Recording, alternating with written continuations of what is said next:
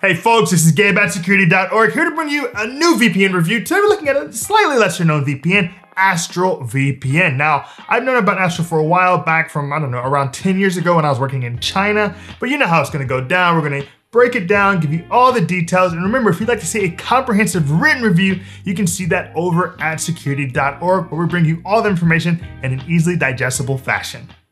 All right, let's kick off today's look at Astral VPN, going over some things we liked and some things we didn't like, but we're gonna start off positively and start with what we liked. Well, we liked the fact that you got pretty solid speeds. You're talking with the Mac, we went from a speed of 250 megabytes per second download to 242 megabytes per second download just in Amsterdam. So that was really nice to see with our Mac tests. On top of that, it's just one of the most comprehensive VPN solutions we've seen in terms of all the different things that are available to you to do. For example, you've seen split tunneling. Well, you can decide specifically which tunnels are going to go for each app. For example, if I want certain things to go through my private tunnel, certain things I want to be on the public network, I can do that with what they call application filter. I can do the same thing with websites with what they call site filter. I say, okay, all of these websites go to the public, all of these websites, let's make that a little bit more private. And finally, it's just really bringing it in terms of overall customization, as you can see from the protocols that it lets you use. We're talking OpenWeb, WireGuard, Stealth VPN, among others.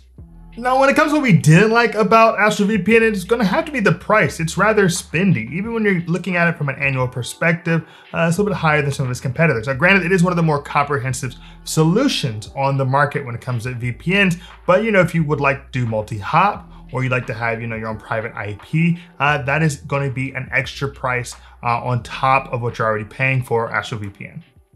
All right, so now let's jump into some functionality and some performance when it comes to Astral VPN. Remember, with any VPN, you're essentially just trying to mask your location. Now, with Astral VPN, you're able to have access to servers in over 100 cities in over 60 countries. So it really opens up the world for you when it comes to where you'd like to be on the internet.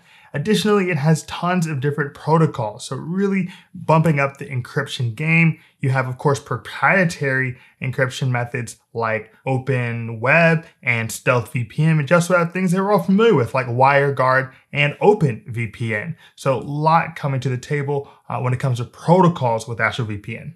Another highly customizable element is split tunneling. Now, Astral VPN kind of takes you to the next level. You can decide on which applications go through the private tunnel, which go through the public tunnel, and you can even do this down to individual websites where you decide, okay, I'd like this website to be, more private, a little bit more masked in terms of location, and these websites can go through the public arena. They also have built-in kill switch, so you can be sure that no matter what happens, it's gonna cut off if that connection is broken. And they even have speed tests built into the application so that you can see what the speeds are gonna be like for any particular server that you're thinking of using. Let's shift to the performance of Astral VPN, particularly its speeds. Now, right off the bat, I do have to disclaim that this is gonna be really dependent on a lot of different variables for your internet speed, your location, and what you're doing. But we tested Astral VPN on the East and West Coast on iPhone and iMac respectively. So let's go ahead and dive in. Now, beginning with my iPhone here in New York, the control speed, by that I mean the speed without any VPN attached, was a lightning fast 358 megabytes per second download and 277 megabytes per second upload. Now, when I went over to Madrid, I was able to get 128 megabytes per second download and 63 megabytes per second upload. And London, where some of the best soccer clubs in the world play, we got 134 megabytes per second download and 95 megabytes per second upload. And finally, in Bosnia, I was able to get 108 megabytes per second download and 17 megabytes per second upload.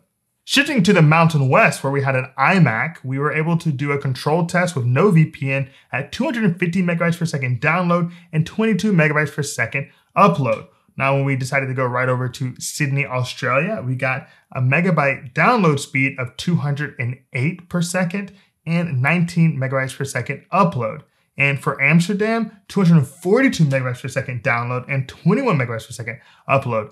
Now, as you can see from our speed tests in New York and on the West Coast and from an iMac and an iPhone, speeds were rather variable. You could really not necessarily guess what was going to happen from one moment to the next, but you do note that it was particularly impressive on iMac, where our individual who tested this saw that the iMac was able to essentially see functionally no difference in upload or download speed from the test that we saw take place. That control was 250, and you would see that in Amsterdam, it would be 242. So really impressive speeds, especially on iMac with our Astro VPN test. Briefly touching on the plan options with Astro VPN, you have a few different lengths to choose from. You have monthly plans, semi-annual, and annual plans. Now remember, Astro is one of the more expensive VPNs on the market, and it becomes even more expensive still if you decide to go with some of the more VIP features like multi-hop. But if you'd like to get a full breakdown on the pricing, plans, and features, head on over to security.org. Well, we've spoken enough about the features and options. Let's just dive into the everyday experience on my Mac and iPhone. So here I am checking out Astro VPN on my Mac. Now you'll note right when you open the app that there's a massive button that says off or on, and I can just go ahead and tap on, and voila. Now I'm in the UK, I'm in Manchester. Lovely, maybe I can go to Old Trafford, check something out there. But let me just go ahead and back out. Now if you note, if I go down to this tab, there are tons of options available to me, but not every option. You'll see that some of these are actually grayed out, which means I cannot jump into those places in order to mask my location. But I can change that if I go to the top where you see all the different protocols available. So we have OpenWeb, OpenVPN, StealthVPN, and WireGuard. So if I tap on WireGuard and go to the same list, you'll see, wow, a lot of these places that were earlier not available to be accessed will actually be here. I can actually go into different places than were previously available to me. In fact, these are just mostly completely different places to go into.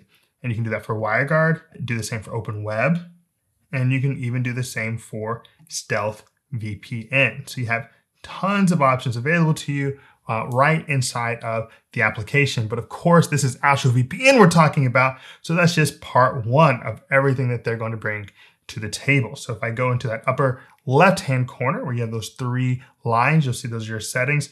You can dive into user interface and decide how you'd like to see it. You have the ability to look at the various options, like I'm currently in Stealth VPN, so you can see the mode, the connection port, internet, application filter, site filter, which of course allows you to tunnel that app or that website through the VPN or through the public space. You have port forwarding, VPN sharing, various DNS options, even the ability to see speed tests. I really like the speed test because you can decide what you'd like to see on this little graph. And it tells you, okay, China Supercharged 6, USA, Kansas, USA, LA. Then you get this nice little graphic on the right side. It tells you exactly how fast you're going to get in each one of those locations. So if I decide to go to LA, well, this is the speed I'm going to get. If I decide to go to China, this is the speed I'm going to get. So that's really fun. I don't know why I'm particularly into looking at those metrics, but they're useful as you're trying to decide where you'd like to go in your online experience. Now, jumping out of this space, you can actually go to your proxy settings and decide, okay, what type of proxy would I like to set up? HTTP, HTTPS. Do I want to go into my privacy settings? Do I want to make sure my internet kill switch is activated? Yes, please. Do I want to clear my flash cookies or clear my cookies? All of that is available to you right inside of that particular protocol. And generally speaking, they're going to share a lot of those same settings, but they're not always the exact same. So you really get tons of flexibility with Astro VPN inside of its Mac application. So here we are checking out Astro VPN on my iPhone. Now you'll note that the Astro VPN for iPhone doesn't have as much as you can get in other settings, but it is got that wonderful easy button. So easy, turn it on. And now I'm in San Jose, USA. And I can go ahead and turn it off. And now I'm back to where I am in New York. Now you'll note that I can actually tap down and see all of the recent places that I've been. So I can go back to Spain, turn it on. Now I'm in Spain.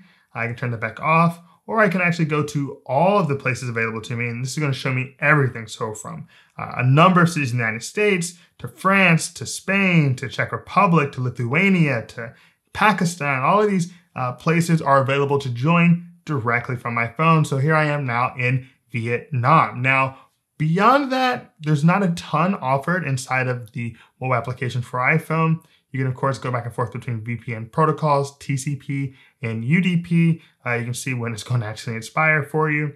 and you get a few different settings, basically letting you know, do you want this VPN to be on even when the screen is off?